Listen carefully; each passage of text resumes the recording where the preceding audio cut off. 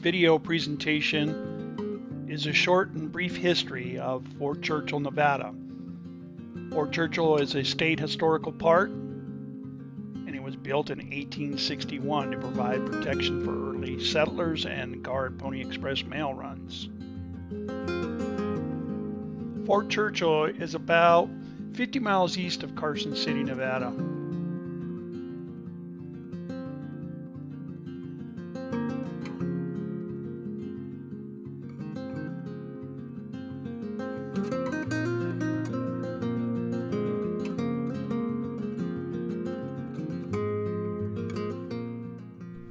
Here we are in Fort Churchill.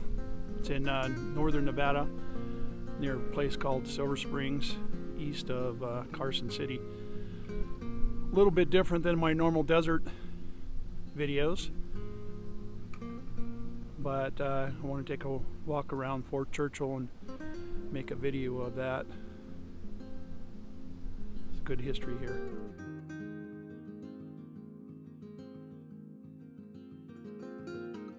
This is a photo of the visitor center in the museum. It's always open. It was open when I went there, which was only the day after Christmas. A little bit later in this video, we'll get back to the museum and take a look at what's on the inside.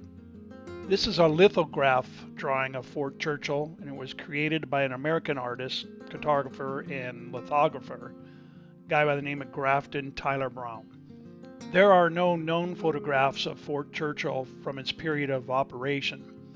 Knowledge of the fort's physical aspects is limited to written descriptions and one lithographic drawing.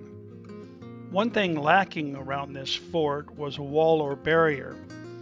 Fort Churchill had no exterior wall since it was intended to be a regional base of operations and supply rather than a defense post. Several dramatic events happened during the 1860s between settlers and the northern Paiutes, which were the Native Americans of the area at that time. It is written by the spring of 1860, the often unruly influx of European Americans approximately equaled the northern Paiute population in the area, impinging on their scarce resources and food supply. Incidents between the whites and Native Americans in the nearby Honey Lake area heightened the tensions. One of those incidences happened in the spring of 1860 and is described as Carson River trading post known as William Stations, was operating about 10 miles northeast of the future site of Fort Churchill. On the morning of May 6, 1860, one of the station keepers, James Williams, returned to the station to find his two brothers and one helper dead and the building a smoking ruin. The attack from the Paiute Indians may have been brought about by the station keeper's kidnapping of several Paiute women. Upon discovering the scene, James Williams carried the news to nearby Buckland Station. From there, Pony Express riders relayed the story in increasingly exaggerated form to settlements in the West. The attack at Williams Stations generated much excitement, as well as fear and a desire for revenge. Word of the attack reached the other miners and settlers in the area, and they wanted to retaliate. More than 100 vigilantes from Carson City, Virginia City, Genoa, and Silver City assembled and chose Major Ormsby as their leader. In May of 1860, they encountered a small party of Paiute who they attacked. The Paiute quickly fled with the militia in pursuit. It was an ambush. Once in the ravine, a larger group of Indians, commanded by Chief Numaga, appeared, enclosing the escape route and firing upon the settlers from all sides. The outnumbered volunteers suffered a major defeat, losing 2/3 of their original force. The Native Americans' decisive victory led to more communities calling for protection and retaliation. Trapped in the ravine with no escape, 76 of the 105 militia were killed, including Major Ormsby. He was only 45 years of age. According to historians, this is the approximate location along the Truckee River of where the ambush took place. Urgent calls went out to California for regular Army troops. The troops, bolstered by additional volunteers, moved against the Native American forces in early June 1860. The combined forces of Californians, Nevadans, and U.S. regulars under Captain Joseph Stewart moved on Pyramid Lake under the command of Colonel John C. Hayes of the Nevada Volunteers. This well-organized force readily defeated the Paiutes. Collectively, these two battles would become the greatest confrontation between Native Americans and the settlers in Nevada's history. Immediately following the Pyramid Lake War, Captain Joseph Stewart and his Carson River expedition were ordered to establish a post near the Carson River. That post, of course, would be known as Fort Churchill. It was named in honor of Sylvester Churchill, an Inspector General of the U.S. Army at that time. A large number of men were put to work on the construction of the fort. The buildings were to have stone foundations with adobe brick above it. The adobe was obtained from the river bottom nearby.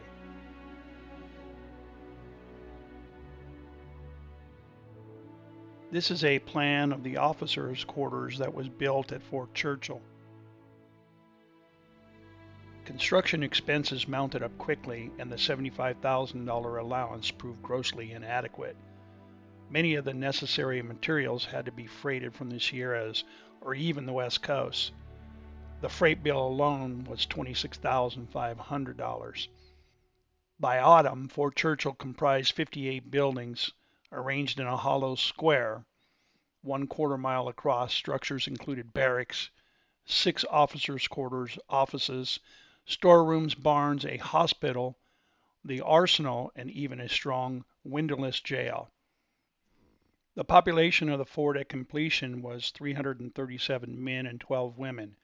The total cost of the buildings was estimated at $179,000.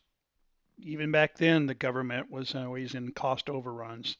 This equated to about a 240% increase in cost. The total cost of the fort in today's dollars is somewhere between $7 and $8 million. We're going to take a walk around the Fort Churchill site. Wanted to give you guys an idea of how cold and windy it is out here.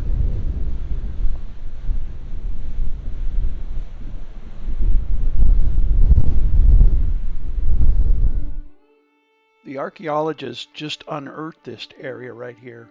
Supposedly it was a bakery that was on site that was not discovered until very recently. These next few photos are of the powder magazine where they held all their ammunitions. It was at an isolated point within the fort way down at the south end, obviously not wanting to be near any of the barracks or living quarters. This is a photo of the guardhouse. It was located in an isolated position on the south side of the grounds.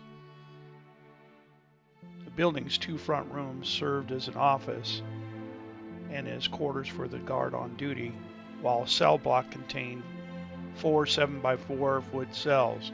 During the life of the fort, this building held assorted deserters, drunkards, brawlers, thieves, and other petty criminals. Apparently, it's not unusual at all to see rattlesnakes out here in this area.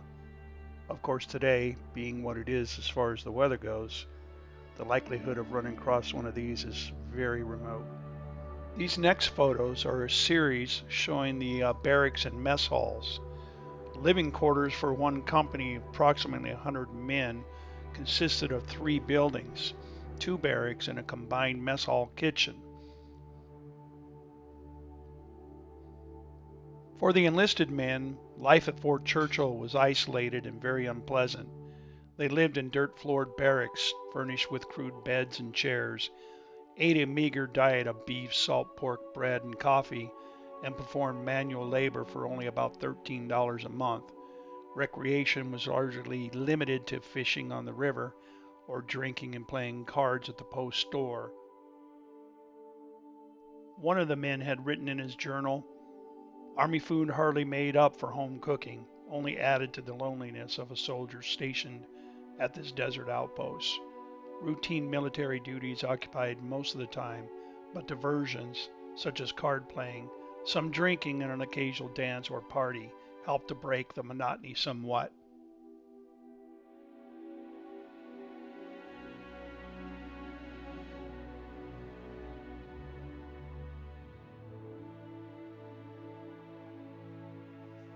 These next few photos are showing the officers' quarters at Fort Churchill. Officers and their families lived in 6 1.5-story buildings made of adobe walls, 20 inches thick. Wide porches sheltered 3 sides of each of the buildings, and attached to the back was a woodshed or privy. The first floor contained a parlor, 2 bedrooms, a dining room, and a kitchen with a cellar. Life at this post was far more pleasant than other more isolated outposts, and officers considered Fort Churchill a luxury assignment. This is a photo of the commander's office. This 2-room building served as the administrative headquarters and a courtroom for Fort Churchill. Though small, the office would have included everything necessary for the officer in charge to conduct business and communicate beyond the fort. The office served as a stop for the Pony Express and housed a telegraph to help spread news of major events across the country, including President Lincoln's election, the start of the Civil War, and Nevada statehood. When Fort Churchill was first constructed, it was still under the territory of Utah. The quartermaster and subsistence storehouses were deliberately situated near the commander's office and within view of the guardhouse to discourage thievery. Both storehouses were built with 20-inch thick adobe walls and included a finished office and a large unfinished storeroom. The U.S. Army stored and distributed food and other equipment from these storehouses to troops at Fort Churchill and across northern Nevada.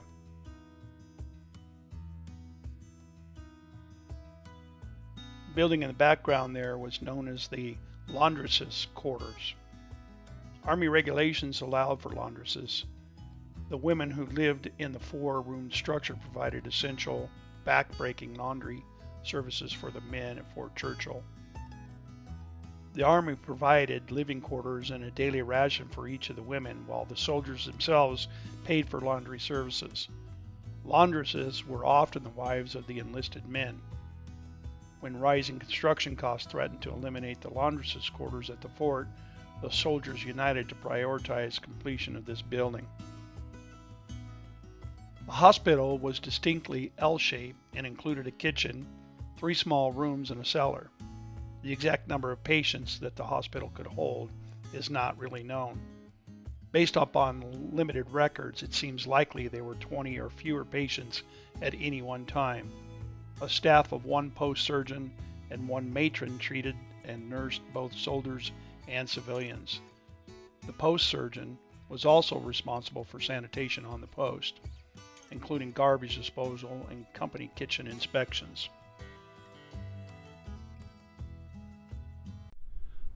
I'll come back some other day when it's not so cold and windy, but Fort Churchill has been a fantastic place. I know it gets real hot in the summer. Very windy today. But I'm headed back down to the truck, and I'll create a video for this and give you more history of Fort Churchill. It's a fun sight though. You can see the big parade yard behind me, which was the big open area for the fort. Contrasting today's weather, here's a written report from one of the captains of the Fort Churchill. The hot, dry wind was always blowing. Little relief from the dust could be expected since it seldom rained. Everything always needed cleaning. A swim in the nearby Carson River was the only relief a soldier could get from the heat of a summer day. Duties outside the fort were numerous. Fort Churchill was a main base for troops and a supply depot for the Nevada Military District. The garrison was responsible for protection of the Pony Express, stage routes, Frederick B's telegraph, and the control of Indian disturbances along the emigrant trails and the nearby settlements. Patrols and expedition were a necessary part of military life and fulfilled the purpose of which the post was established. In 1868, First Lieutenant George M. Wheeler visited and mapped the military reservation at Fort Churchill. His visit to Fort Churchill came just ahead of a 6-month reconnaissance of the eastern Nevada that began in June of 1869. Wheeler's expedition traversed in an area of approximately 24,000 square miles. Wheeler graduated the military academy at West Point in 1866 and was commissioned as a lieutenant in the U.S. Army Corps of Engineers. While stationed in San Francisco, Wheeler learned the art of military map making. Wheeler's travels of Nevada was a springboard for the Wheeler Survey, an ambitious 9-year endeavor to map the United States west of the 100th meridian. When the Civil War broke out, the remaining soldiers were drawn east, their place taken by California and Nevada volunteers. Added to the normal duty of keeping an eye on the Indians was the task of preventing Southern sympathizers and supplies from reaching the Confederacy, and the lifeline to California was even more important. After the war was over, the fort was a supply depot manned by a small company. In May 1868, what remained of the garrison was ordered to Fort Halleck, Nevada, near the present-day Elko. At this point, for all intents and purposes, the U.S. military abandoned Fort Churchill. In 1870, the state of Nevada declined to garrison the fort, and in March of 1871, the buildings were auctioned to a gentleman by the name of Sam Buckland for $750.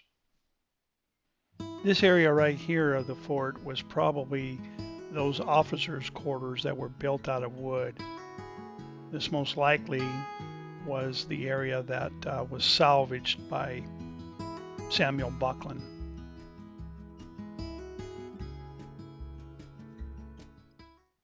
During the fort's period of operation from 1860 to 1869, 46 men were buried in the Fort Churchill Cemetery, including the notable Lieutenant Colonel Charles McDermott, but in 1885 the bodies were moved to the Lone Mountain Cemetery in Carson City and reinterred with great ceremony.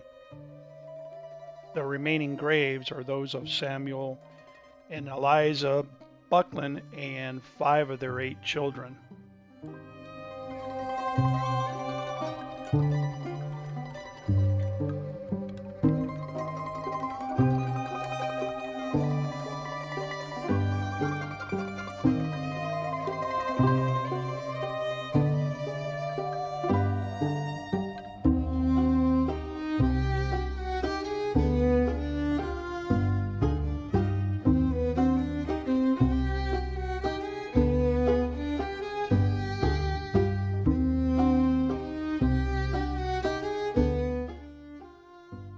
Samuel Buckland was a true pioneer. He settled here in this area in 1859, began a ranching operation, established a station for the Overland Stage Company, and operated a tent hotel. He also constructed the first bridge across the Carson River. During 1860, Sam built a large log cabin and married Miss Eliza Prentice. In that same year, Buckland Station served as the assembly point for the volunteer units that took part in the Pyramid Lake Indian War. It was during this period that the Buckland served as a remount station on the famous Pony Express route. In 1864, he opened a store and dispersed goods to travelers, neighbors, and the soldiers at nearby Fort Churchill. He later constructed the large 2-story house presently located on the site from materials that he obtained at the dismantling of the fort. Earlier in this video, I stated that I would go back and revisit the visitor center. There's a few photos of inside. They have some fantastic exhibits, some really good information about the Fort Churchill and its history.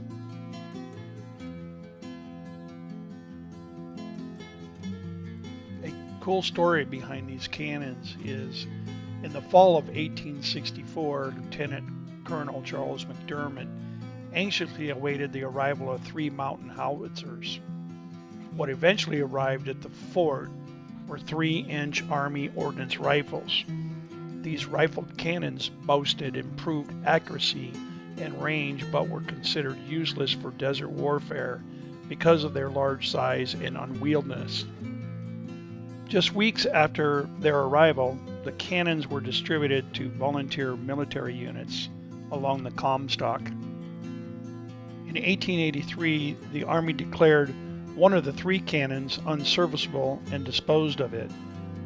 The other 2 embarked on a series of moves between Carson City and Reno. Finally, in August of 1977, the Nevada Division of State Parks acquired the cannons with the assistance of the Nevada Army National Guard. They were returned to Fort Churchill. This concludes my brief history of the Fort Churchill area. I hope you guys enjoyed it as much as I did making that video. Please subscribe and hit the notification button. It helps out a lot. Thanks again.